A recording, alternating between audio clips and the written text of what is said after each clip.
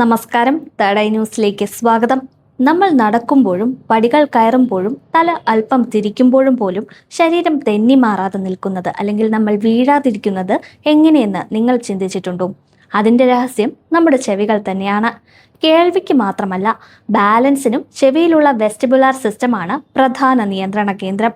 ചെവിയിൽ ചെറിയൊരു തകരാറുണ്ടായാലും ലക്ഷണങ്ങൾ വളരെ അസ്വസ്ഥകരമായിരിക്കും. തലകറക്കം, നടക്കുമ്പോൾ വീഴാൻ പോകുന്ന അവസ്ഥ എന്നിങ്ങനെ പലതും ഉണ്ടായേക്കാം.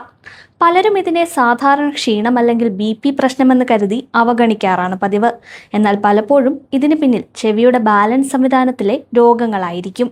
ബിനൈൻ പാരോസിസ്മിക് പൊസിഷണൽ വെർട്ടിഗോ, തല ഒരു പ്രത്യേക നിലയിൽ മാറ്റുമ്പോൾ തലകറക്കമുണ്ടാകുന്ന അവസ്ഥ. മീനിയറീസ് രോഗം, ചെവിയിൽ ദ്രാവക സമ്മർദ്ദം കൂടുമ്പോൾ കേൾവി കുറയുന്ന അവസ്ഥ. വെസ്റ്റിബുലാർ ന്യൂറൈറ്റിസ്, വൈറൽ അണുബാധ മൂലം ബാലൻസ് നാഡിയെ ബാധിക്കുന്ന ഒരവസ്ഥ. മുതിർന്നവരിൽ വാർദ്ധക്യ സഹജമായ മാറ്റങ്ങളും ബാലൻസ് പ്രശ്നങ്ങൾക്ക് കാരണമാകാം. ഇന്ന് പരിശോധനകൾ വളരെ പുരോഗമിച്ചിരിക്കുന്നു. BNG, BHIT, പോസ്റ്ററോഗ്രഫി എന്നിവ വഴി കൃത്യമായ രോഗനിർണയം സാധ്യമാണ്. ചികിത്സയും ഫലപ്രദമാണ്.